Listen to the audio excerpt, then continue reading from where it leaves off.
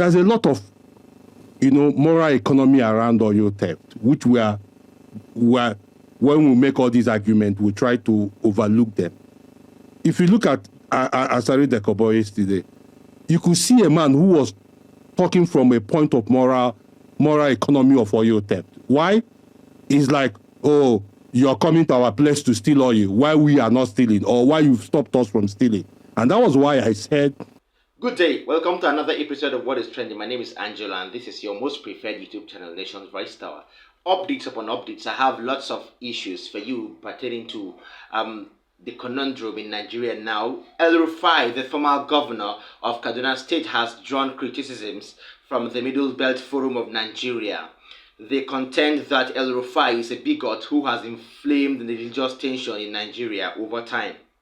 The group, via their National Publicity Secretary, Dr. Isu Adogo, claimed that they did not support El-Rufai's action because he had been giving religious speeches that might pose a serious threat in the country and was unfit to hold an office like that of a governor. They alleged that El-Rufai is preparing to convert Nigeria into a Muslim nation. El-Rufai intends to seize and control Nigeria using religious sentiments and religious fanaticisms. He wants to stop the Christian religion from ever again taking the helm of affairs in Nigeria, according to the spokesperson of the group.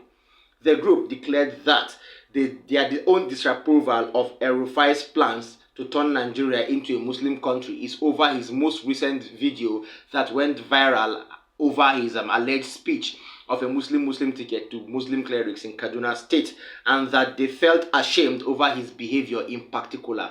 This particular group have drawn out El-Rufai, and this is the first time they are coming up to give this kind of information. For such an allegation that is as strong as alleging that the former governor of the Federal Republic of Nigeria is planning or has a ploy or a plot on ground to turn Nigeria into a Muslim country.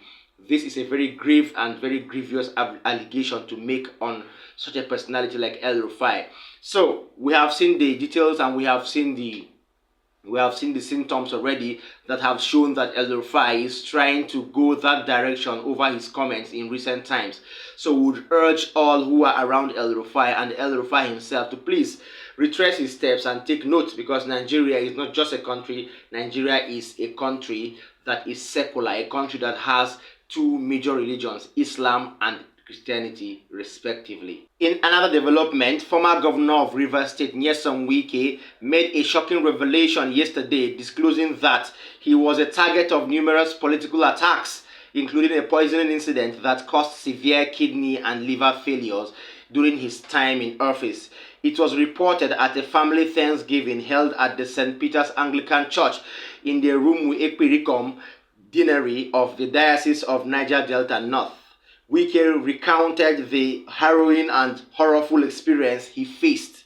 Wike also recounted how he was poisoned at the campaign secretariat of the People's Democratic Party in 2018, leading to a health problem that was diagnosed during his hospitalization in Beirut, Lebanon. The former governor and minister disclosed that the poisoning incident occurred in December 2018 on the day he was supposed to attend the Thanksgiving ceremony of his former chief of staff, Emeka Nwoke. According to him, the poisoning left him incapacitated and confined to his own room alone. However, after diagnosis, the Lebanese doctors delivered a prognosis, and in a miraculous turn of events, divine intervention led to the restoration of his failed organs. Within a week, Wike's health dramatically improved and he was able to return to Nigeria to continue his second term in office in 2019. Well, that particular allegation is not an allegation, though it happened and it has been confirmed by the former governor that lots of malicious occurrences have taken place around him.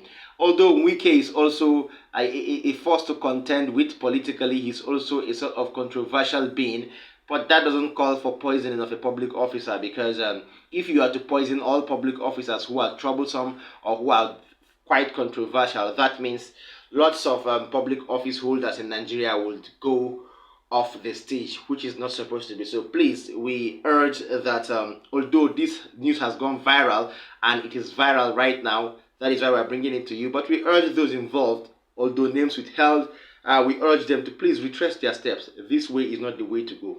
Yes, thank you for staying with us. I would urge you to please stay glued to Nation's Voice Tower, like our videos, share them, and then tap the subscribe button, tap the notification bell too, so you will get updates anytime we drop new videos or new contents. And don't forget to like these videos and then watch till the end. Finally, on my update list, the allegation by Asari Dokubo, about the chairman of the Niger Delta People's Volunteer Force over the Nigerian Army's engagement in oil theft has not gone down well with lots of Nigerians, especially those from the Niger Delta region. Ndu Nwoko, a writer and columnist with Business Day newspaper, has called out the former chairman and the present chairman of the Niger Delta Volunteer Force for his comments. Now, Ndu rather has a different opinion to the issues regarding to oil theft in the Niger Delta. So, to make this clear, Ndu Nwoko came on a particular podcast on a radio station to explain what he has to say. This program is anchored by Sheyun Akimbaloye from Channels News, but the program is called Mike on the Podcast, and it's done on YouTube. So I will allow you watch a brief cutaway from that program where Ndu Nwoko gave his own perspective of what he thinks Asari Dokubo meant when he meant that, or when he spelled out that the Nigerian army were involved greatly in oil theft in the Niger Delta. Watch this. There's a lot of, moral economy around oil theft, which when we make all these arguments, we try to overlook them. If you look at Asari Dokubo yesterday, you could see a man who was talking from a point of moral economy of oil theft. Why? It's like, oh, you're coming to our place to steal oil, why we are not stealing, or why you've stopped us from stealing. And that was why I said there's a value chain around this. So, because it's a cabal, probably you are part and parcel of the military that have been stealing. Now you're no longer part of it. So you've now turned around to say they've been stealing. Were you stealing before? And now you can't steal again.